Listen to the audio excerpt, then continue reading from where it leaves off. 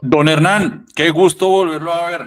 Hacía rato que no te veía, hombre, Hace como como desde dos la semanas, semana pasada. desde la semana pasada, hombre, desde la semana pasada, pero aquí estamos nuevamente otra vez grabando. Es que llevábamos, ¿qué? Una semanita, 2 semanas sin grabar. Sin grabar, sí, habíamos dejado unos episodios ahí ya listos, muy interesantes, de la Hackathon de Solana en Medellín y de Sergio de Fácil, que ha gustado mucho, pero sí, y afortunadamente, vea, se nos conectó don Camilo Botero, ni más ni menos. Qué bueno, hombre. Sí, estábamos aquí haciendo la introducción, hombre, Camilo, porque hoy tenemos una invitada muy especial. Una de las cosas que ha estado pasando es que la red que nos está siguiendo, pues nos empieza a recomendar Sí, conocimiento y personajes. Entonces, pues el alfa no es solo, digamos, que las cosas que nosotros hablamos, sino que los seguidores van proponiendo, pues, invitados bastante interesantes. Y hoy tenemos a Ana María Preto, que trabaja en el Banco de la República y para nosotros es una grandísima oportunidad porque tiene varios temas pues que vamos a cubrir. Una de las cosas que más me interesa, pues si han seguido la línea pues de conversación, nosotros siempre estamos como enfocados en nuevas tecnologías, en nuevos descubrimientos, en nuevas inversiones y para mí de alguna u otra forma pues el peso, el COP, para mí es una tecnología. Entonces uno se pone a pensar, hombre, ¿y cuáles serán los desarrollos nuevos que se están haciendo en sistemas de pagos? Por ejemplo, Darío, vos que vas mucho a Brasil, o Camilo, vos que has uh-huh. estado o invertido en startups en Brasil, uno mira ese sistema de pagos PIX y descubrimos haciendo en la previa con Ana María que pues en el Banco de la República también lo va a implementar. Entonces, yo quiero darle una bienvenida a Ana María, que nos cuente un poquito brevemente de su background y que nos cuente qué está haciendo el Banco de la República en torno a estas nuevas tecnologías, porque seguro vamos a tener un montón de preguntas interesantes Mucho. que las vamos a ir abordando a medida pues, que ella nos va contando, mira, esto es lo que estamos haciendo. Así que Ana María, muchas gracias por estar en 10 AM y qué Por estar en interesante Nación. pues qué interesante tener al Banco de la República, pues hablando con nosotros, contándonos, estos son los nuevos desarrollos, así estamos pensando en este mundo nuevo, pues, y de tecnología. Antes de darle la palabra a Ana, perdón, quiero dar las gracias a este contacto a Juan José Sánchez de Facilita Bots, que nos facilitó, valga la redundancia, este puente pues con nuestra invitada y es una maravilla tener al Banco de la República con nosotros. Ahora sí, Ana, adelante. Darío, Camilo, un gusto. A ustedes, gracias por la invitación y qué bueno el interés de ustedes nos permite a nosotros pues compartir lo que viene siendo esta iniciativa de pagos inmediatos. Yo soy economista, me pedías un poquito de mi background, yo soy economista, he trabajado siempre en sector financiero, arranqué en Asobancaria, luego en el autorregular mercado de valores y luego estuve en la unidad de regulación financiera en el Ministerio de Hacienda. Y de ahí pasé acá al Banco de la República ya hace unos 2 años y empezamos esta iniciativa, este proyecto de poder tener un sistema de pagos inmediatos, full interoperable para que cualquier colombiano pueda enviar un pago, una transacción, una transferencia a un familiar desde cualquier cuenta a cualquier cuenta en tiempo real y 24/7/365. Yo no sé si a ustedes les pasa, a nosotros sí, sé que a todos en la calle en algún momento ha tenido una fricción para hacer ese pago. Si uno necesita enviar un dinero y es viernes, solo se va a ver reflejado hasta el lunes siguiente o te demoras unas horas si la cuenta no está inscrita y generalmente tiene unos costos. Es difícil, además, engorroso hacer esa transacción, tienes que ingresar muchos campos, a lo mejor terminas no pudiéndolo hacer en el celular, sino que te tienes que ir al computador. Entonces, es un poco atacando a esas fricciones, esa, digamos, no facilidad. Lo que busca este proyecto es generar esa usabilidad. Tenemos muchos elementos y características para compartir, pero esa es como la idea general del proyecto y digamos que la política pública que hay detrás, lo que nos motiva es esa sobredependencia que hoy todavía Colombia tiene en el efectivo. Más del 70% de las transacciones cotidianas del país se hacen en efectivo, que está bien, a nosotros nos gusta el efectivo y seguramente para muchos casos y segmentos se va a tener que seguir utilizando, pero no que haya esa sobredependencia porque eso nos resta competitividad, eficiencia y en algunos casos también seguridad. Sí, perdemos mucha agilidad. Es que cuando tú lo mencionas es que es muy diferente cuando uno tiene un mercado abierto 24/7 que cuando uno está supeditado simplemente pues En el efectivo, pues entonces tenemos problemas de seguridad, los montos, el efectivo se deteriora muy rápido y nosotros lo hemos criticado y lo hemos hablado en varios podcasts. Lucas, pues creo que ha llorado 20 veces porque no ha podido hacer una transferencia de Bancolombia a su Bank of America y uno empieza a ver, Darío, cómo nos cruzamos nosotros. Que hoy estábamos hablando cómo hacer un DLMM, pues que es en Meteora, y Felipe simplemente me pasa los USDC, Lucas me dice, te lo paso ahorita que llegue al hotel, pero pues sucede instantáneo y además el costo es 0.001.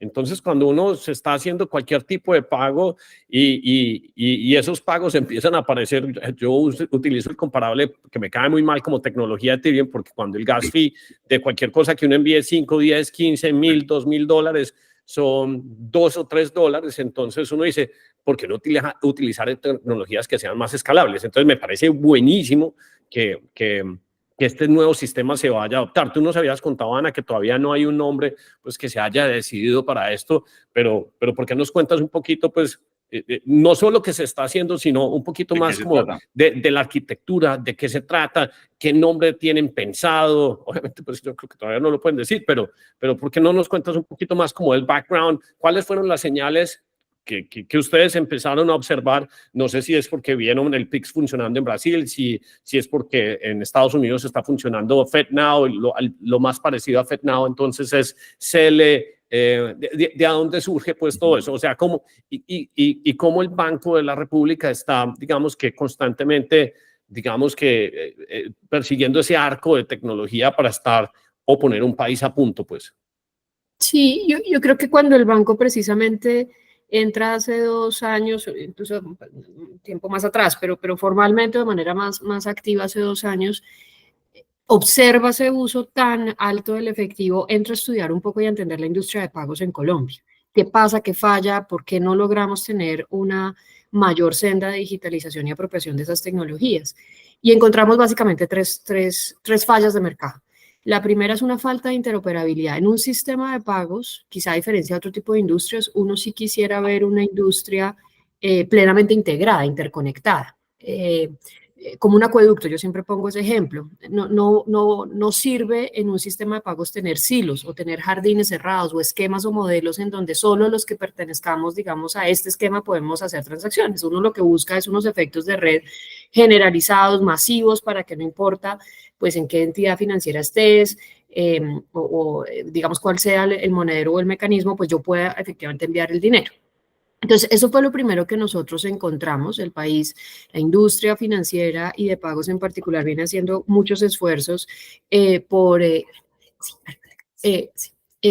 hacer, digamos, innovaciones y modernización, sin embargo, no de manera integrada. ¿Qué tenemos hoy sobre la mesa? 3 sistemas de pago inmediatos, que es Transfillada, de propiedad CH Colombia, Entre Cuentas, que es de propiedad de Redeban, dirigido más hacia la aceptación en comercios, y el tercero, que es un sistema, visionamos de nicho, orientado hacia las cooperativas.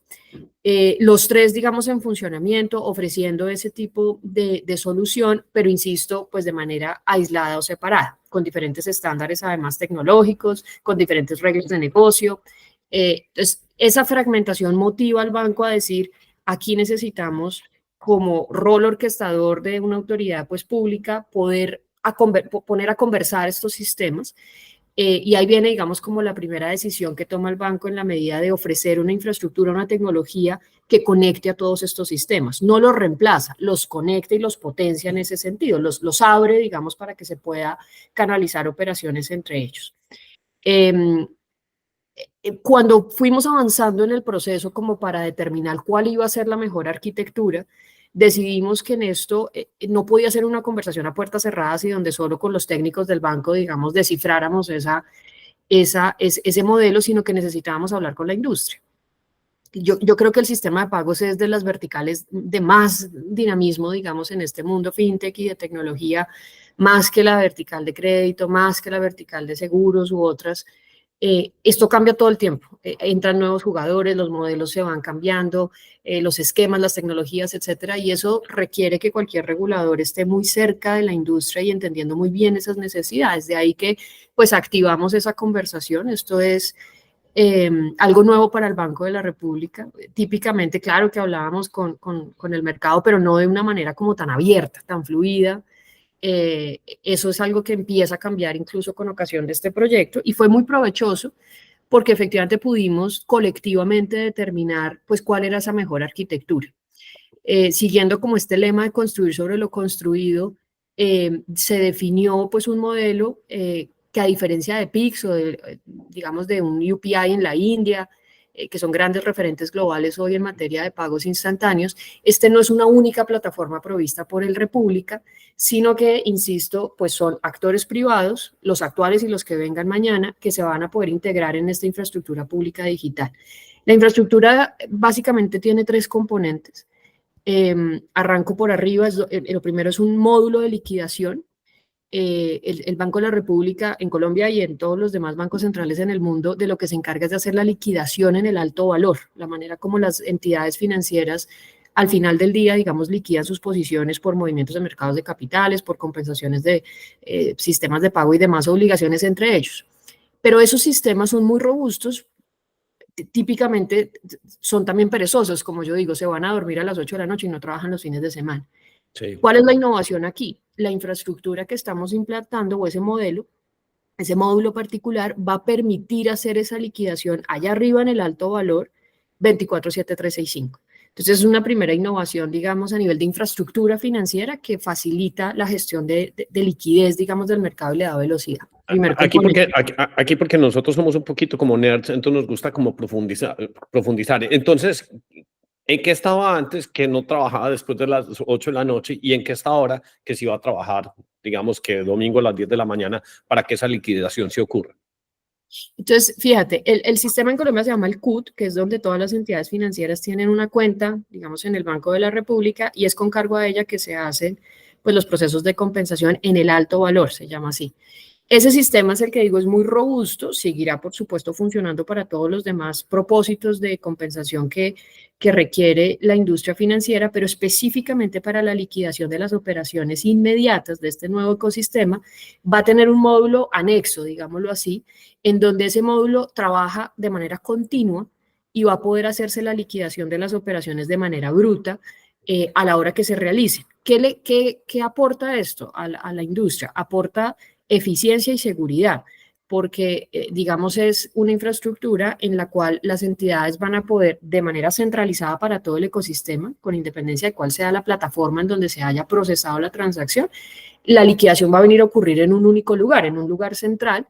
Eso para una entidad, sobre todo entidades medianas, pequeñas, digamos, pues es tremendamente eficiente porque puede monitorear las exigencias de liquidez que van a tener que tener para cubrir pues, las posiciones de sus usuarios o clientes. Ese es el primer componente.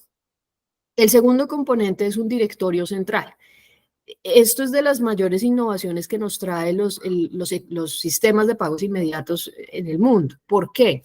Yo les hablaba al comienzo del tema de usabilidad. Hoy en día hay muchos esquemas, incluso el mundo de tarjetas, por ejemplo, en donde el pago para el usuario, quien está haciendo el pago, parecería que ya fuera inmediato. Hay gente que nos ha dicho, pero ¿cuál es la gran innovación? Si al fin y al cabo yo deslizo una tarjeta y el pago ya quedó hecho. O sea, ¿y esto cómo cambia, digamos, la experiencia de usuario frente a este nuevo esquema?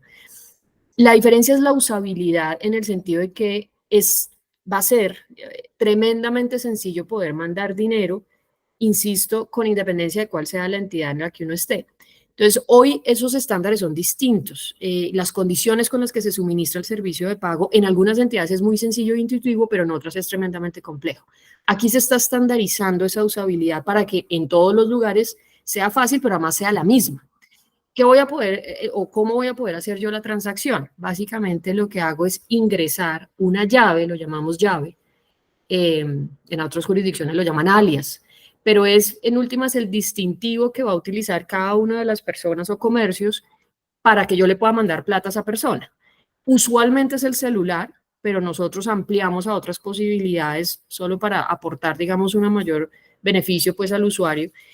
Va a poder ingresar la cédula también si quiere, o el correo electrónico, o un alfanumérico. Yo me quiero llamar Ana María 123 en el mundo de los pagos.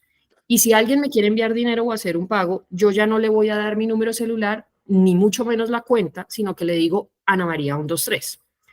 La persona, vamos a decir, Darío es el que me va a mandar la plata, entra a la entidad de la que él tenga la cuenta y va a encontrar el botoncito, digamos, de pagos inmediatos en la aplicación de su entidad con dos campos, el campo llave y el campo monto de la transacción. Y esa experiencia es la misma que va a encontrar Hernán o Camilo en cualquiera de las otras entidades. Yo quiero hacer un paralelo aquí porque es que me parece increíble a medida pues que una persona que sí tiene conocimiento pues en Banco Central, los paralelos que existen con el mundo de las criptomonedas. Camilo, yo no sé si te das cuenta que cuando nos explica la primera parte donde dice que vamos a pasar de las 10 desde las 8 de la noche hasta no sé qué horas, básicamente está describiendo un layer 2, donde están empezando a pasar las transacciones. Y cuando empieza a hacer la descripción de la llave de la cédula, es como si estuvieras en código BIN 39, donde tenés tus keys en cripto, y si vos sos el dueño de la llave, entonces puedes hacer la transacción. Entonces uno puede hacer un montón de paralelos que hacen, o sea, con esta conversación y con estas anotaciones que estamos haciendo, uno automáticamente, Darío, no sé si te das cuenta, pero le es más fácil entender cuando uno le explican qué es Bitcoin, cómo funciona Ethereum, qué es un Layer 2, qué es composabilidad en Solana, porque uno dice, con razón, ya estoy entendiendo esta conversación que puede ser muy técnica dentro del Banco de la República, pero que la hemos visto en tantos casos, pues en diferentes criptos, que uno dice, la coge uno como muy fácil en el aire. Pues, hace sentido, va conectando. Exacto. Ana, para los que no son tan técnicos, ¿cuál es el resultado? O sea, ¿cómo cambia digamos, el ecosistema financiero de pagos de un país como Brasil que tiene PIX versus Colombia que no lo tiene? ¿Y qué debería pasar y qué está viendo el Banco de la República que debería mejorar en el ecosistema financiero una vez empiece a andar esto? Mira, el ejemplo de PIX es bellísimo porque es una transformación muy disruptiva, como llaman los innovadores, digamos, en el sentido de que pues realmente ha sido masiva y en muy corto tiempo. Yo lo resumo en tres, digamos, los efectos, podría haber muchos más desde donde uno lo mire. Pero para la política pública, digamos, un banco central, ¿qué diría? Maravilloso porque primero, logras que el dinero pueda circular de manera eficiente en el entorno digital, de manera segura, de la misma forma en la que hoy, digamos, el dinero circula pues en físico en los billetes. Te estás asegurando de que toda la población tenga pues acceso a ese mundo digital y pueda hacer sus transacciones y pagos de una manera pues masiva. Pero eso es importante en particular por los efectos, digamos, que se generan en materia pues, de inclusión financiera, de competitividad, de eficiencia también, digamos, para los negocios y sobre todo los pequeños negocios. ¿Qué nos muestra PIX con sus números? Primero, una inclusión financiera gigantesca. Había una buena parte de la población brasilera que no había accedido a productos financieros previo a PIX y que a partir de PIX se encarga, digamos, o se facilita ese proceso haciendo incursión en el mundo financiero con una cuenta transaccional simplemente para poder hacer esos pagos. Y hoy, pues, el ejemplo que siempre dan alrededor de PIX es, pues, la gente compra la limonada en la playa o, pues, hace, digamos, todo tipo de pagos cotidianos, digamos, a través de esa plataforma. Entonces, genera y aporta mucho a la inclusión financiera, primero. Y segundo, del lado del comercio, lo que vemos también es un salto, las cifras de PIX nos muestran un salto en la aceptación. Yo solo pongo el paralelo para darnos una idea. En el caso de Colombia, menos del 30% de las tiendas de barrio, emprendimientos, vendedores informales aceptan pagos digitales o electrónicos. Eso ha cambiado un poco desde la pandemia y con los monederos. Nosotros tenemos dos grandes monederos, DaviPlata y Nequi. Eso ha cambiado, es cierto, pero todavía sigue habiendo, digamos, muchas brechas, sobre todo pues en zonas rurales, ciudades intermedias, etcétera. Con PIX, esa aceptación cambia radicalmente, porque aceptar un pago digital para un tendero se vuelve tremendamente económico. En muchos de los casos incluso es a 0 pesos. Entonces le da lo mismo aceptar un billete que aceptar un pago digital.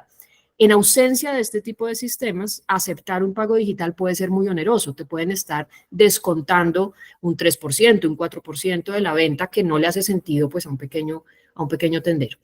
Entonces la aceptación crece y la importancia de eso, fíjense, es que ahí empieza a haber una escalera hacia la formalización de esos tenderos, porque alrededor de eso pues viene acceso a crédito, acceso a seguros, empieza a generarse una data, digamos, transaccional muy valiosa para segmentos, sobre todo tradicionalmente excluidos. Y cierro con esta. Una tercera efecto que nosotros vemos muy poderoso, que tú me preguntabas, Darío, digamos, en la industria financiera, ¿uno qué ve? Pues una modernización en las entidades, en sus canales y en la manera como ofrecen el modelo de negocio, el caso de negocio, digamos, de los pagos, pues se está transformando. Aquí conecto con toda la discusión del mundo Open Finance, Open Data, porque en la medida que haya pagos, pues existen datos, digamos, para construir sobre eso todos los demás innovaciones de ese mundo Open. Hernán, ¿me permitís una pregunta? Sí. Hola, Ana, qué pena, yo voy aquí en un carro, me cogí un vuelo con esta invitación de estos señores. Ana, me intriga una cosa, cuando dices que este sistema integra, como con una especie de puentes, lo entiendo yo, los 3 sistemas existentes, y si hay algún trade-off, si se consideró que eso era, pues me imagino que se consideró que era valioso y por eso se mantiene, pero si eso tiene alguna implicación adversa para un modelo que cumpla con las 3 características que nos acabas de decir. Es una muy buena pregunta, Camilo, y nosotros sí tuvimos muchas maquetas o muchas posibles arquitecturas sobre la mesa y, digamos, valoramos pros y contras de cada una de esas. Y no alcancé en la anterior pregunta a decir el tercer componente, pero aprovecho que ahora introduces este elemento para decirles el tercer componente. El tercer componente es la cámara del banco. O sea, así como existen estas 3 que les mencionaba privadas, el banco va a montar un cuarto nodo, llamémoslo así. ¿Por qué decidimos hacerlo? En ese trade-off que me preguntas, digamos que nosotros necesitamos cerciorarnos también, aparte de la interoperabilidad, de que el acceso sea universal. O sea, aquí no podría llegar a haber una entidad que diga, oiga, me está costando conectarme al sistema de pagos, no estoy logrando por costos, por procesos, por dilación. Eso no puede pasar. Entonces, también en el objetivo de generar un acceso amplio, universal, pleno, el banco pues monta o estamos en proceso de montar nuestra propia cámara de pagos inmediatos. Y ahí hay una vocación también pues de mantener nosotros pues esa innovación constante que sabemos que van a venir con nuevos casos de uso, request to pay, iniciación de pagos del mundo open. Bueno, aquí viene digamos un ramillete, una escalabilidad permanente que no estamos seguros de que el mundo privado lo vaya a hacer. Si lo hace, qué rico y qué bueno, ahí está la competencia y de eso se trata, pero si no lo hace, estará la infraestructura pública para hacerlo. El trade-off era no hacer nada, digamos, quedarnos un poco al ritmo de la industria.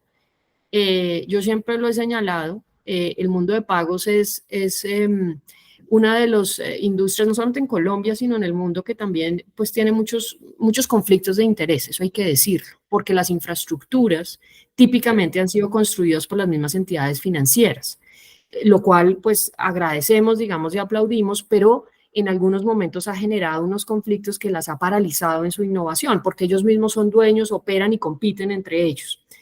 Colombia no se aparta de esa historia. Esto está ampliamente documentado, estudiado, incluso sancionado por las autoridades de competencia en Colombia y en el mundo. Entonces, la introducción de una infraestructura por parte de un central que es más objetivo, por supuesto, pues ayuda en ese trade-off de decir, hombre, de pronto esto no va al ritmo que nosotros quisiéramos o necesitamos que vaya.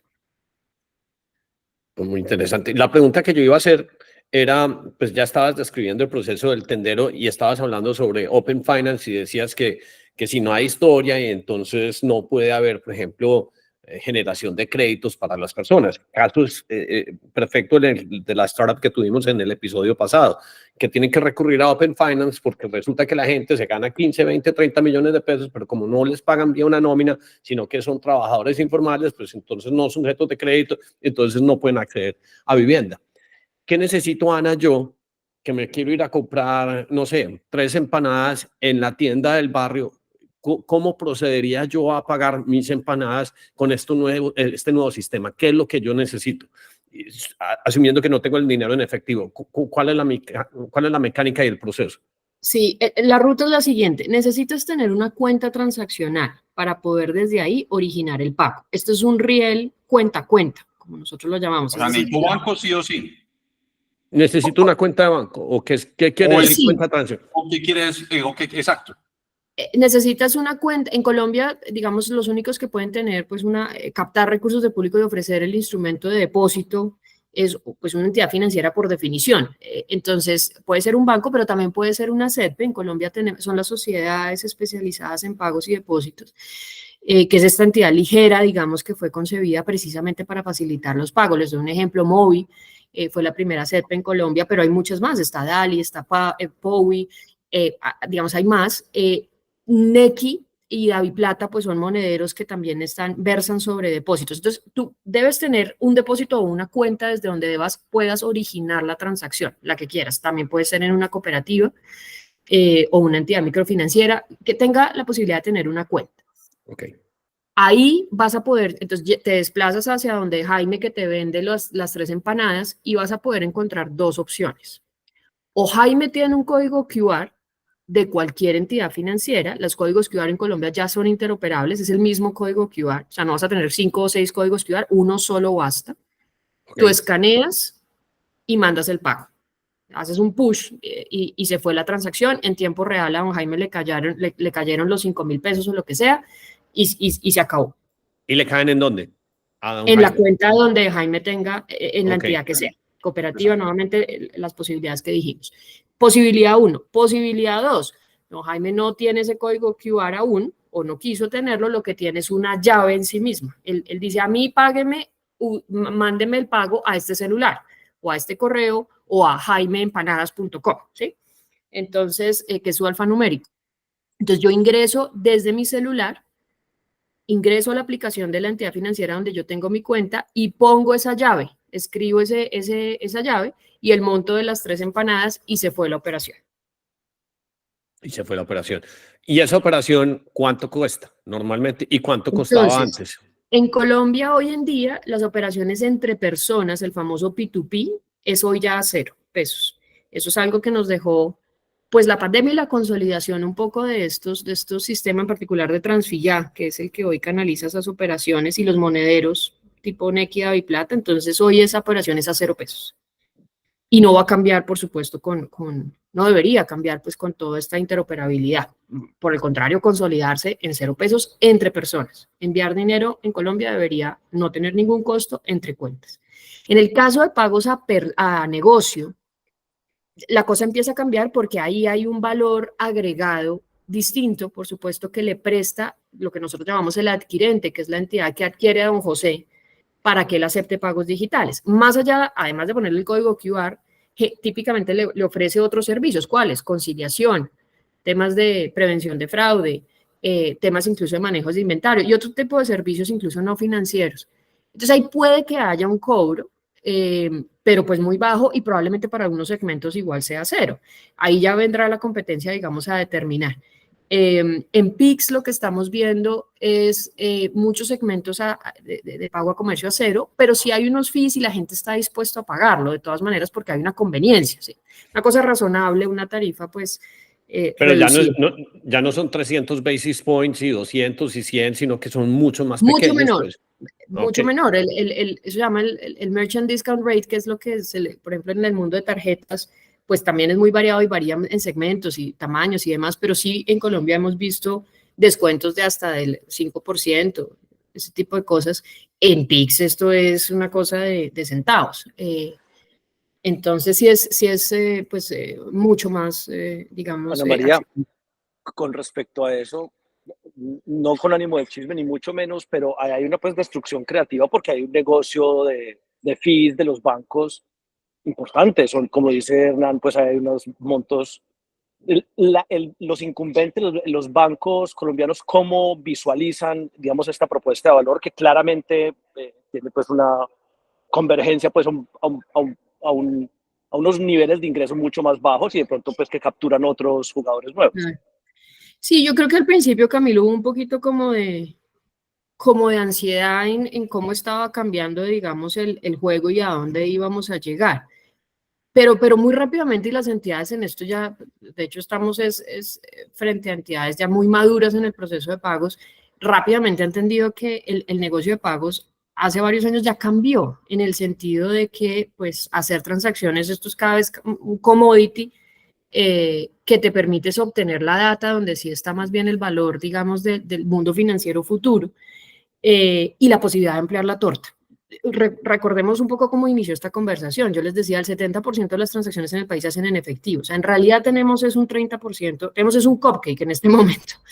En la medida en que yo cambio mi modelo de negocio y no me tengo unas estructuras, digamos, tarifarias montados en esa torta más pequeña, sino que la masifico con un modelo de negocio orientado hacia esa masificación, pues lo que voy a hacer, pues digamos, cortarle rueda es al efectivo, ampliar esa torta y empezar a generar otras líneas de negocio, probablemente incluso mucho, pues de margen mucho más amplio y de mayor largo plazo que el mero pago.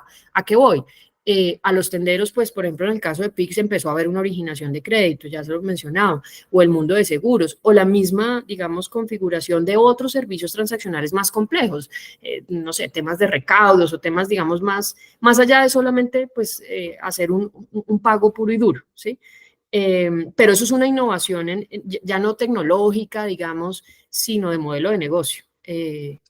Ana, Y para algunas entidades es más retadora, claro, por supuesto, porque vienen funcionando y tienen concebido, pues, toda su estructura y su apuesta estratégica más en esas estructuras tarifarias, ¿no? Entonces, ahí hay también una comodidad.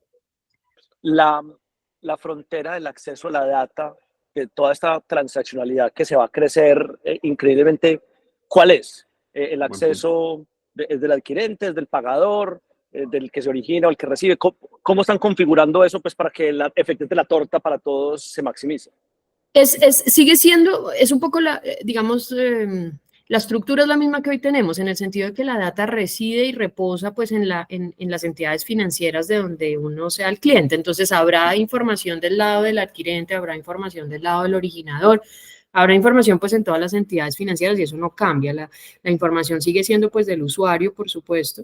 Y bueno, allá vendrá, digamos, todo el andamiaje del mundo de Open Finance y demás, pues para el uso más provechoso, digamos, de esa información, obviamente con el consentimiento, la autorización del usuario, digamos, de dónde poner o de cómo utilizar mejor esa información en su beneficio. Pero la información no es que vaya a viajar, digamos, al Banco de la República o que se vaya a tercerizar o a centralizar en otro lugar, no, sigue quedando en la entidad financiera. Sí estoy de acuerdo contigo que se va a nutrir, por supuesto, porque pues va a haber más traza, digamos, transaccional que la que hoy tenemos, por supuesto. Y la última, para no acaparar la conversación, qué pena, los alfanuméricos son biunívocos con mi cuenta y son asignados por mi entidad bancaria.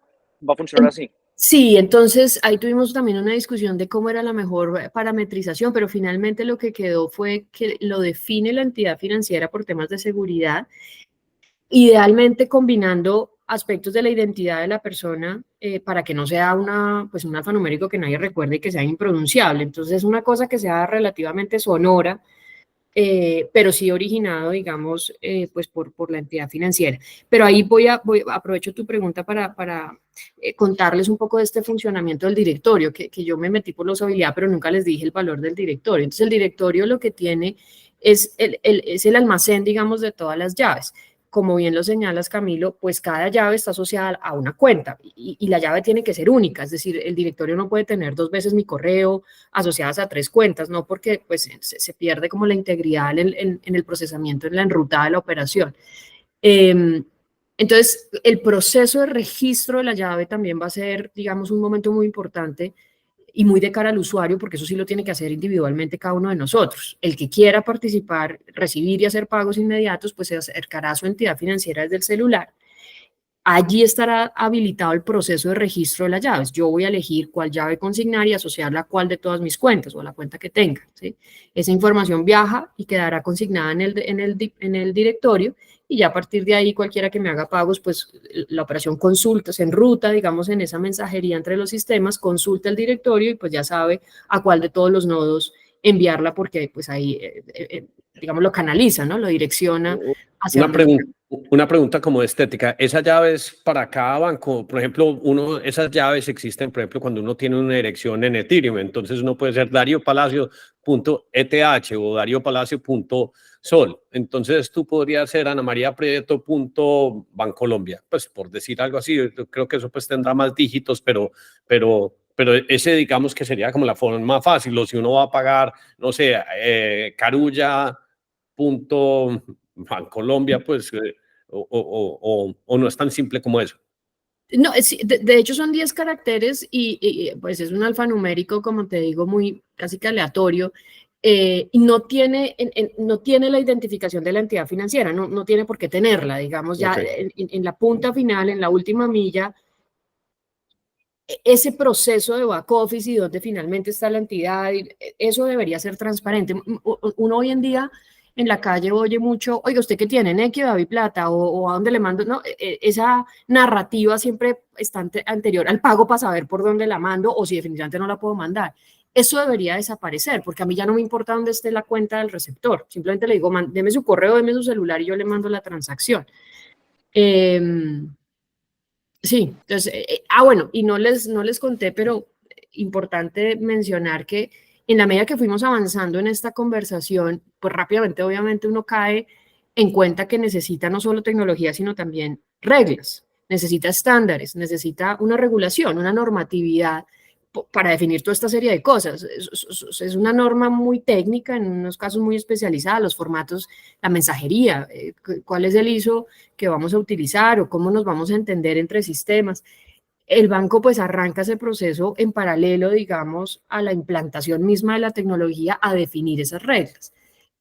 A finales del año pasado se expidió ya esa regulación, eso ya es hoy una realidad, está disponible para ser consultada, es una resolución de la Junta y una circular técnica y tiene varios anexos, digamos, operativos.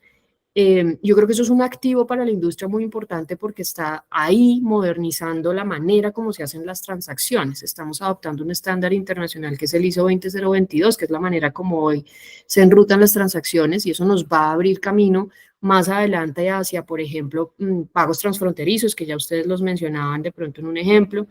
Tener esos estándares ya, digamos, internacionales, pues nos facilita el camino hacia adelante. Entonces, esas reglas, digamos, es el segundo componente que es importante en el proyecto señalar y que las entidades financieras y sistemas pues tienen que cumplir y converger a lo largo de todo este año. Ese proceso de convergencia está previsto para que a partir del 2025 ya estemos todos hablando con la misma partitura.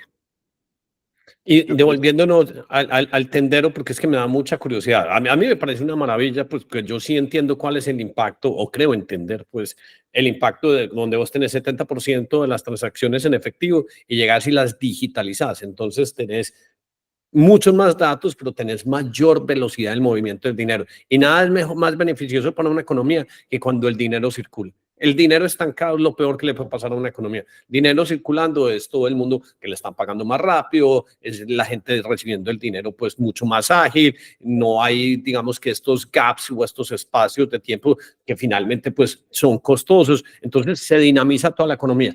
Pero ¿de quién es la tarea de, por ejemplo, instruir o educar al tendero para que entienda cómo funciona? Porque me parece una labor, pues, de titanes. Claro, pues que uno puede utilizar muchos paralelos para llegar y decir, si la gente aprendió a utilizar dispositivos móviles, pues entonces no están muy distantes de poder utilizar un medio de pago y un QR code, pues no es tan complicado. Yo creo que una de las grandísimas cosas que nos pasó en la pandemia es que todos teníamos como esos celulares viejos que tienen el botoncito pendiente del update y sí o sí la pandemia obligó a todo el mundo a dar un paso más adelante y a adoptar nuevas tecnologías. Pero ¿de quién es esa labor? ¿Quién es el que le enseña al tendero? Así es como le van a seguir pagando en el futuro.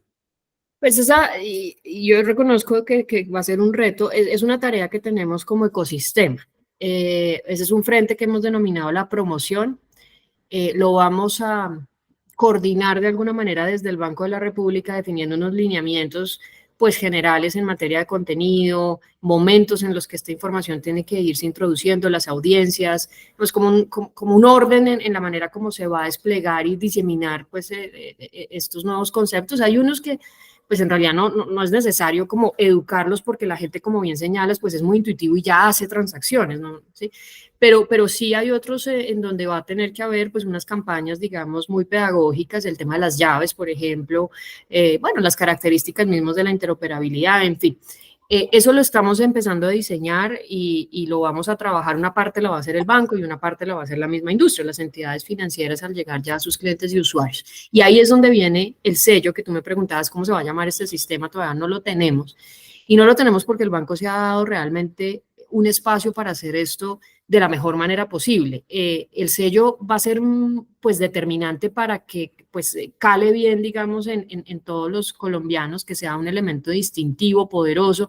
Hoy la gente en Brasil no habla de te voy a mandar dinero, sino te voy a pixear. Entonces, poder llegar a ese nivel de apropiación, digamos, del servicio, Sí, obviamente que no depende un verbo, solamente sí. del nombre, pero si le ponemos una cosa muy difícil, digamos, o atípica, entonces, en fin, entonces estamos en ese proceso. Pero un genérico, básicamente.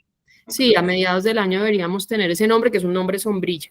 Pero estoy de acuerdo contigo que yo creo que hoy en día la tecnología y estos aparatos que son una maravilla, cualquiera que sea su denominación o tecnología, pues son muy intuitivos y las personas ya lo utilizan y lo resuelven, digamos, y aprenden muy rápido. Nosotros montamos el subsidio de emergencia en pandemia, el ingreso solidario, y esa experiencia en parte también nos ayudó, nos aportó lecciones, digamos, para este proceso en el siguiente sentido.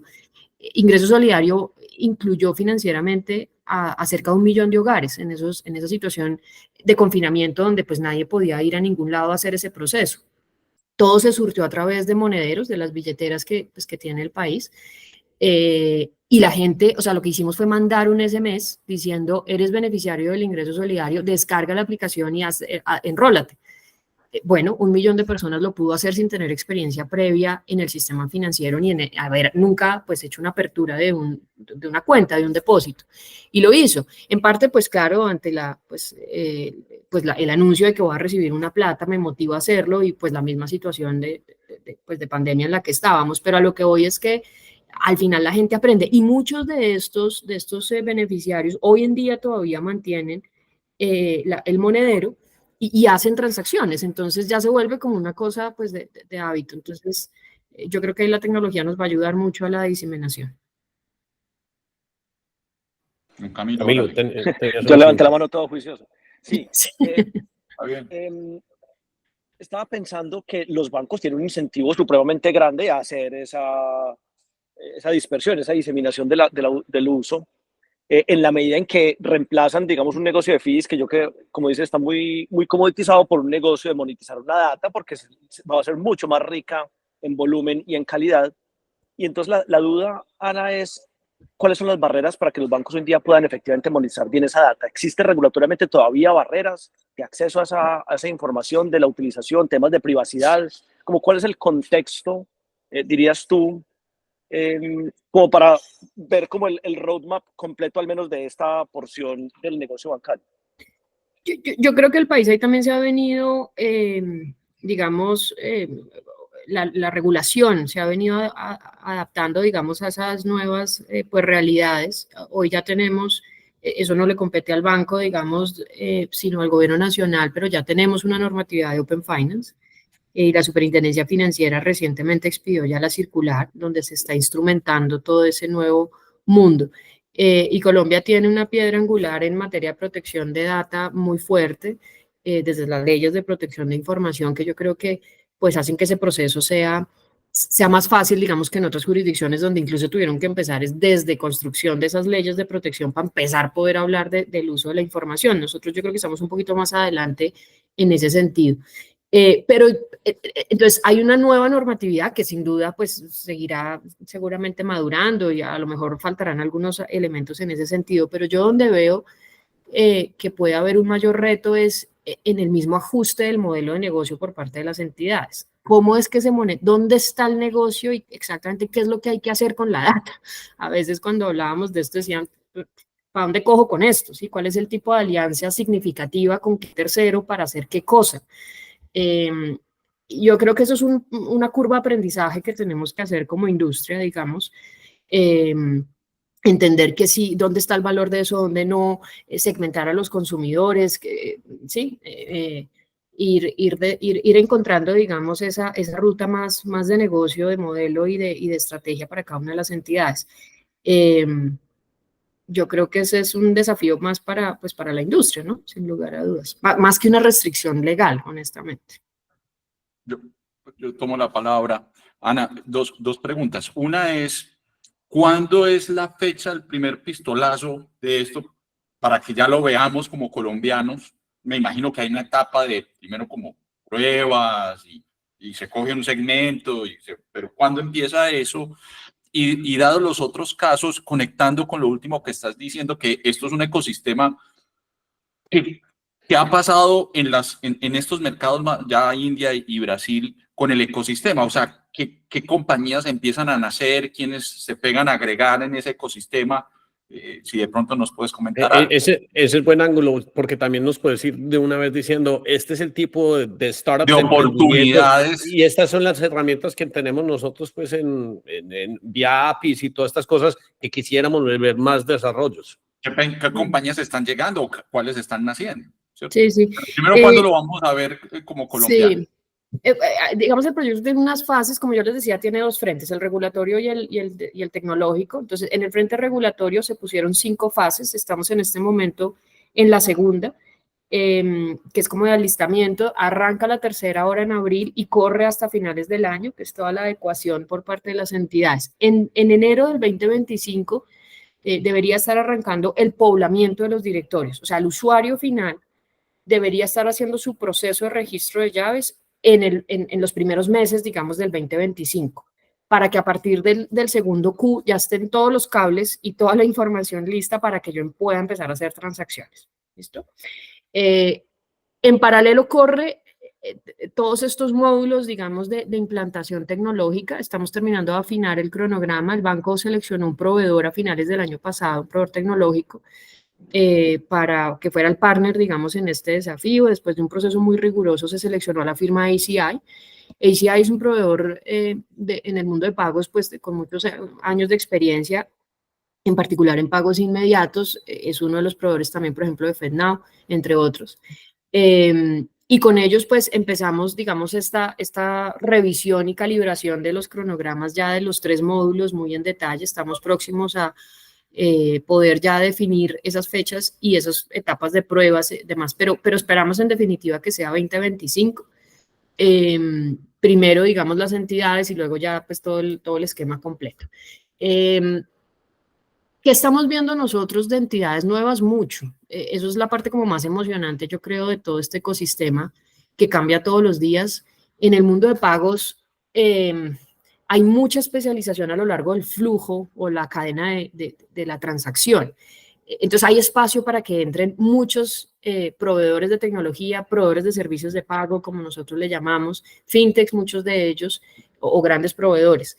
En el mundo de la adquirencia en particular es donde uno tal vez ve mayor pues actividad. El mundo de la adquirencia es muy, muy especial, de un margen muy estrecho, entonces requiere pues mucha innovación. Ahí hay gateways, hay procesadores de pago, hay pasarelas, hay adquirentes no financieros.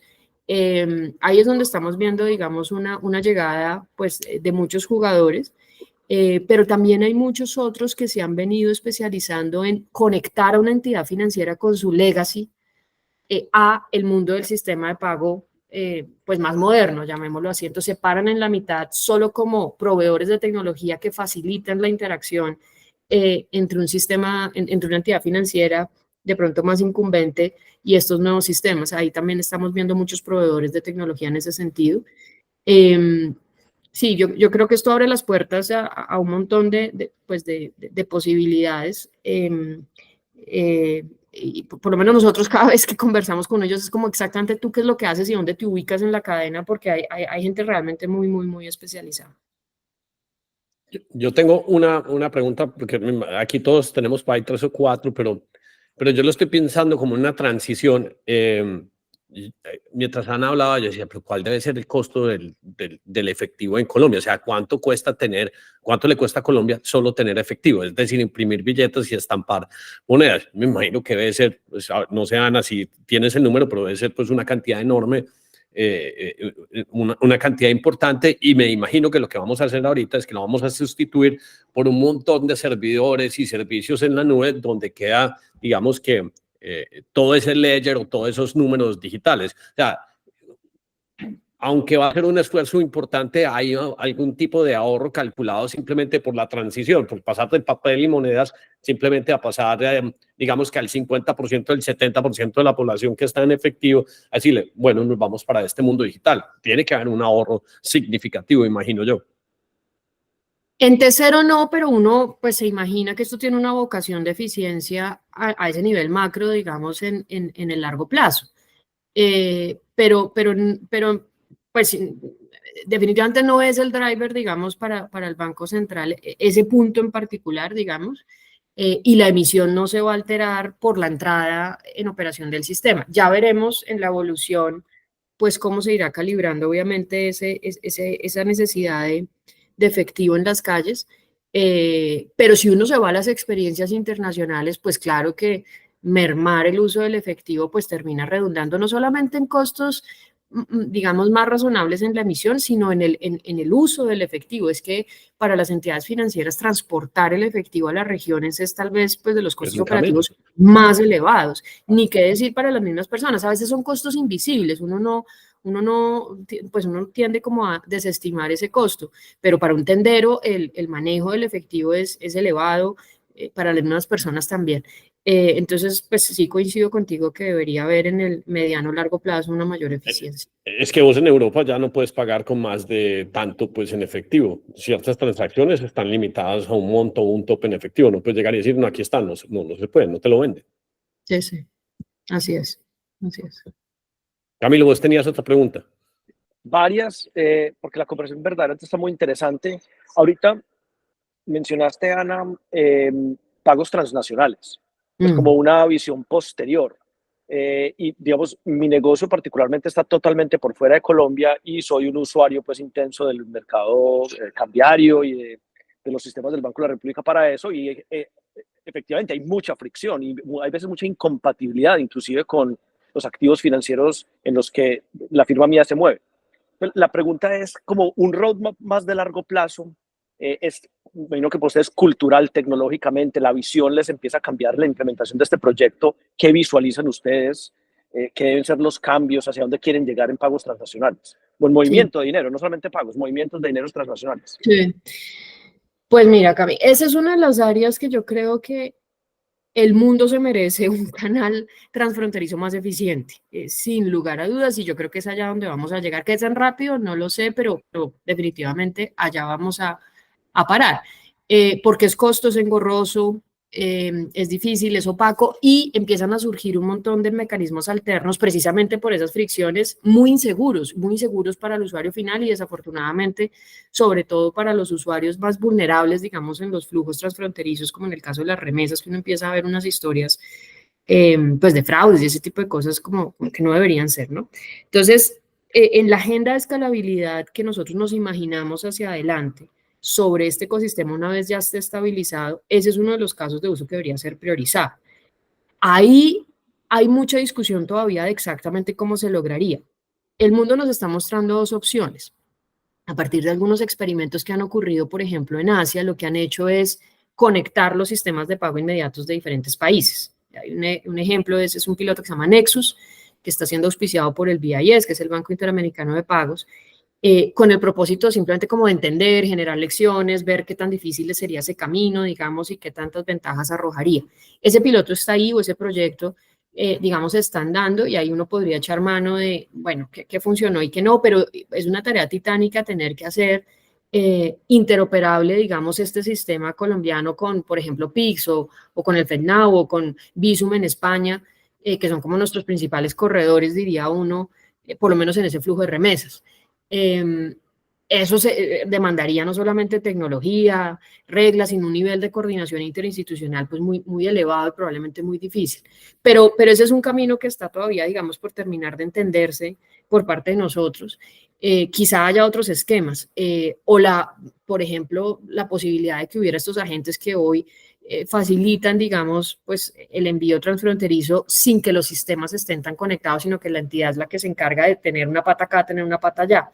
Pero todo eso yo creo que es como tarea futura de terminar de conocer y de entender. Ahí nosotros hemos, digamos, en paralelo al mundo de pagos inmediatos, ya como en un rol más distinto desde aquí, desde el departamento de pagos, hemos empezado a tener una experimentación con CBDC, pero wholesale, arriba en el alto valor. CBDC es la moneda digital que emite un banco central, cuando es wholesale, cuando es arriba solamente para uso de las entidades financieras, está cerrado, digamos, no es de uso masivo, no es para el público en general, sino está orientado específicamente para facilitar esos procesos de compensación. Lo que nos ha mostrado muchos otros bancos centrales en el mundo que están haciendo experimentos alrededor de eso es que tokenizar parte de los recursos que están en el alto valor podría ser más eficiente, digamos, para ciertos procesos. Estamos entendiendo ese universo, estamos viendo eso qué significa, qué tipo de integración habría en una plataforma pues descentralizada donde estuvieran esos tokens con nuestro mundo centralizado. En fin, yo creo que es una cosa pues de largo aliento. Una compañía como, por ejemplo, USDC, por ejemplo, para eso. Sí, hay muchos, hay mucho todavía que estudiar, que entender y que ver, pero yo creo que digamos, la tecnología, pues sí, seguramente nos irá poniendo, digamos, una realidad que habrá que aprovechar también para algunos de esos procesos. Vos tenés varias, Camilo, seguí. No, la que seguía era precisamente sobre CBDC. Yo me estuve leyendo los comunicados de la Secretaría General del banco sobre el tema porque aparentemente hay muchas personas preguntando y somos pues una comunidad de estudiosos y gomosos. Yo creo que ya la abordaste. Volviendo al asunto de pagos transfronterizos, Ana, desde el banco y digamos el propósito del sistema cambiario colombiano hoy en día, ¿crees que se visualiza un cambio pues que digamos armonice al menos pues la concepción del mercado cambiario con respecto a los otros países? Porque sí, pues yo particularmente sí siento que tenemos una concepción distinta, más allá de la velocidad del pago, el costo, el concepto mismo. No es mi área definitivamente acá en el banco, mal haría yo en pronunciarme sobre eso, pero solo me limitaría a decir que en la medida, pues todo el andamiaje está construido, digamos, en que haya una moneda en la operación, que subyace, digamos, en la operación. En la medida en que puede haber unos activos digitales, pero no sean una moneda de curso legal, digamos, en la jurisdicción origen y receptora de la moneda, pues no habría manera de estar hablando de una operación pues cambiaria propiamente. Pero yo creo que dentro del esquema que hoy tenemos igual, seguramente cabrá posibilidad a ir también incorporando pues estos cambios, estas innovaciones en el tiempo, pero lo dejo ahí realmente porque pues aquí hay pues un departamento del mundo cambiario y bueno, pues toda una postura digamos del banco en torno a ese tema. No, entiendo perfecto y digámoslo, por otro lado celebro pues que el banco esté pensando en este tipo de cosas. Es estar a la par, o sea, la implementación requerirá un montón de cosas, barreras regulatorias, culturales, tecnológicas, costo de capital, pero que el banco esté reflexionando, porque la señal de mercado, la que nosotros vemos, es de una creciente adopción de una mentalidad muy diferente. Y mal haría uno, pues en el espíritu de la movilidad del capital, que como Hernán lo ha recalcado, es fundamental para el progreso de la economía, pues que el Banco Central no tenga la curiosidad de entender cómo está evolucionando el mundo. Y me gustó mucho que ahorita dijiste, no sé para dónde vamos, pero vemos dos señales y las estamos estudiando. Creo que eso es fundamental. El mercado señala una cantidad de cosas súper potentes y qué bueno que el banco tenga la curiosidad y la disposición de meterse en ese terreno incómodo y de aprendizaje por fuera de lo habitual. Muy bacano. Yo quiero complementar eso de Camilo y mi pregunta era pues la siguiente, Ana. Aquí nos ven muchos perfiles, nos escuchan muchos perfiles, desde los usuarios que o sea, los que van a utilizar la tecnología, hasta los que posiblemente tengan que tomar la decisión si lo implementan o no.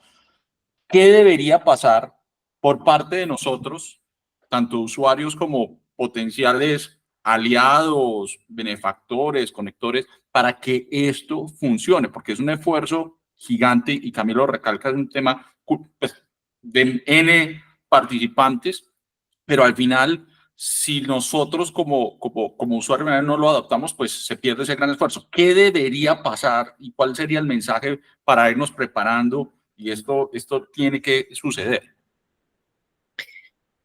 Sí, Yo al comienzo del proyecto he tenido dos frases. Al comienzo del proyecto, cuando las entidades financieras nos empezaron a decir, pero esto sí decimos siempre, esto va a pasar. Eso es lo que decíamos, esto va a pasar. Lo que haya que hacer, lo vamos a hacer. Hay una determinación muy fuerte por parte del banco. Ahora que ya estamos, digamos, avanzando y que ya han pasado muchas cosas, digamos, que nos facilitan ese camino, nuestra segunda frase ha sido, esto nos tiene que salir bien. Entonces, ayer hablábamos en un evento de Colombia FinTech precisamente y decíamos, pues este es un proyecto país y es un proyecto en el cual pues involucra, digamos, a la industria como un todo. Tiene que haber una conciencia de todos para que en el pedacito que nos corresponda, pues lo hagamos bien. Yo creo que tiene que haber insisto, una divulgación muy amplia pero sobre todo, digamos, un suministro del servicio de pagos inmediatos, pues muy fácil. Yo creo que al final la persona, más allá de la publicidad y la propaganda que se le haga, es en el servicio, en su experiencia, en donde tiene que poder toparse con el pago inmediato de una manera pues muy clara, porque en el mundo digital, yo creo, y ustedes lo deben saber mejor, no hay segunda oportunidad. O sea, si la primera transacción sale mal, la persona no lo va a volver a intentar. Entonces, esa interacción, digamos, en el canal de la entidad financiera, en la aplicación, nos tiene que quedar muy bien y ahí el esfuerzo es mancomunado para que el usuario, pues, digamos, se sienta tranquilo, se sienta confiado en que esto, la promesa de valor se está cumpliendo. Como yo siempre mantengo un espíritu emprendedor, pues ahora estoy pensando qué idea se me ocurre, qué idea me invento, y normalmente las mejores ideas son las que se derivan de, digamos que de un problema que es muy evidente y que uno lo quiere resolver. A mí me parece que desde hace siglos uno de los problemas más evidentes que hay y es sinónimo de qué tan rica es una sociedad o no, es que el dinero circula muy lento en Colombia. Así de sencillo. Y esto que están presentando es simplemente, o sea, vamos a ponerle un autobahn al peso colombiano, o que sean autopistas alemanas, para que circule mucho más rápido. Dicho esto, si yo fuera un emprendedor curioso, yo me iría para alguna página en el Banco de la República donde digan, esto es lo que estamos tratando de solucionar, estas son las herramientas que estamos construyendo, y de ahí derivar una posible startup, o quién sabe qué deriva. Uno, por ejemplo, hacer una hackathon en ese entorno. Ahorita tenemos este evento de Starco, Muy y si chévere, alguien eso está muy interesante. si a uno llega y le dice, no, es que yo vi la charla en 10 AM con el Banco de la República y nosotros podemos implementar una solución o ayudarle a un banco o integrar o crear este API, qué sé yo. Tú en este momento, Ana, que si uno fuera un emprendedor con esa característica que yo te estoy describiendo, ¿cuál es la página, la URL del Banco de la República donde dice, mira, Hernán, aquí están estas herramientas, necesitamos, este es nuestro repositorio, este es nuestro GitHub, estas son las especificaciones? ¿A dónde puedo ir yo como para tratar de decir, yo podría proveer una solución de eso? Sí, tenemos un site en la página del banco. Nosotros lo dejamos aquí en las descripciones, pero si tienes algo para mostrar, muy chévere también. Claro, banred.gov.co. Pues es la página y en el menú principal está sistemas de pago y ahí encuentran el acceso, pagos inmediatos aparece, digamos, de primeras. Y ahí encuentran todo, digamos, nosotros tenemos esto que yo les denominaba el foro de sistemas de pagos, esto arrancó muy desde el inicio, ahí están todas las presentaciones, documentos, las explicaciones, digamos, del sistema. Hay también comunicados, en fin. Ese sería, digamos, como un lugar para consultar, sin lugar a dudas. El otro es la normatividad misma, que es la resolución 6 de la Junta Directiva del Banco de la República del 2023, ahí está disponible también, y la circular reglamentaria que la acompaña. Yo creo que esos son dos lugares, digamos, para consultar. Lo otro es que tenemos un correo electrónico, pagosinmediatos@banred.gov.co. Nos escriben ahí para, por ejemplo, nosotros seguimos haciendo plenarias del foro donde pues está invitado todo el mundo, es virtual, y vamos explicando y dando como alcance, digamos, al cronograma. Tenemos previsto un nuevo foro para probablemente la segunda semana de abril, no le hemos puesto fecha todavía, pero se pueden inscribir ahí el que tenga interés. Es, como digo, abierto a todos. Y ahí vamos a dar un poco a conocer, como ahí cambiamos de fase, ya entramos a la fase 3, pues ahí haremos como un update, digamos, de en qué vamos, qué sigue, etcétera. Ese sería como el otro canal de contacto, creo yo. No, pues a mí me parece súper interesante. Camilo, yo no sé si tenés alguna otra pregunta, Darío, sino para dejar con 2 o 3 cositas Sí. que de pronto Ana nos quisiera contar, que a nosotros se nos pasó por alto y no la hicimos pues por falta de conocimiento. Hernán, no preguntas, pero un complemento a lo que estabas diciendo, parafraseando un poquito a Ana, ahora, mira que ahora, digamos, el modelo de negocios de los bancos, entonces, se sustituye cierto ingreso que hoy en día tienen por pagos o por recepción de pagos por una data que hay que monetizar. Sabemos que la inclusión financiera en Colombia es un reto, sabemos que hay mucha opacidad de la información, especialmente por el efectivo, es decir, startups alrededor de underwriting, de clasificación de clientes, que tenga que ver con riesgo, con educación financiera, ahorro, eso llevado luego a inversión. Yo creo que todo ese lado, digamos, del lado bancario es súper importante. Y hay otro que yo no sé si se va a poder, aquí pues me meto en temas de privacidad seguramente sensibles, pero en el directorio es un universo de identidades con todos los flujos de caja. Yo no sé si el mundo del Open Banking va a tener de alguna manera acceso a eso o si hay que llegar a través de las entidades, pero sabemos que el universo de identidades financieras a nivel global es una oportunidad, pues eso es un universo que se abre gigante, entonces también los emprendedores podrán pensar algo alrededor de eso. Una precisión ahí, Cami, porque sí lo, digamos, ha sido un tema álgido. El directorio no reúne información transaccional. Es cierto que tiene la llave, Okay. pues que es lo que se necesita para enrutar la transacción, pero no guarda, por supuesto, pues ni saldos ni claves, pero tampoco la data transaccional de quién le pagó a quién o cuándo le pagó. Esa información no reposa ahí. No queda nada on-chain, como diríamos nosotros. Exactamente. Sí. No, y Todo de hecho queda es en las entidades. Exactamente. Y de hecho es que el mensaje, cuando se consulta al directorio para resolver la llave, esa información no viene ahí. Entonces siempre es a través de las entidades y pues toda la normatividad de Open pues reposa efectivamente es en las entidades. Solo con ese comentario. Dale, te lo Y agradezco. ya terminar, algo que nos hubiera faltado preguntarte, porque simplemente pues, no estamos conscientes, pero que tú creas que sea importante comunicar. No, yo creo que ahí están como las características tal vez principales. El pago inmediato pues es cuenta a cuenta y cursará en un máximo de 20 segundos. Esa es la promesa de valor que nos hemos puesto. Yo aplaudo mucho esta entrevista, la verdad, y Sí, aplaudo pues que Ana nos haya cedido este tiempo y que esté liderando este tema dentro del Banco de la República, pues ya uno, pues esta disrupción, porque realmente es una disrupción, es súper bienvenida y no vemos la hora pues de verla en marcha, realmente. No, a ustedes muchas gracias por la invitación. Con ese comentario, yo tengo un amigo pues en Brasil y en estos días estaba comprando Coinbase Brasil y el man está súper frustrado. Me dice, este sistema americano, esto es una basura, no sé qué cosa, todo es lento, que si fueras con Pix eso ya lo hubiera hecho inmediatamente, o sea, totalmente frustrado porque no podía comprar. Y entonces qué bueno ver un sistema que pues podría tener el mismo beneficio. Y Ana, nuevamente, muchísimas gracias por tu tiempo y por explicarnos en detalle pues lo que estás liderando, que digo, nada más importante para una economía como la de nosotros que agilizar el flujo del dinero. Eso me parece súper importante porque eso sí queda inclusión. De acuerdo, completamente. No, a ustedes muchas gracias de verdad por la invitación. Bueno, don Camilo, muchas gracias, que le vaya bien en su viaje. Señores, muchas gracias por la invitación, Ana, todo un gusto. Gracias por Un estar acá. gusto. Que estén muy bien todos. Hablamos. Ya paraste. Ok.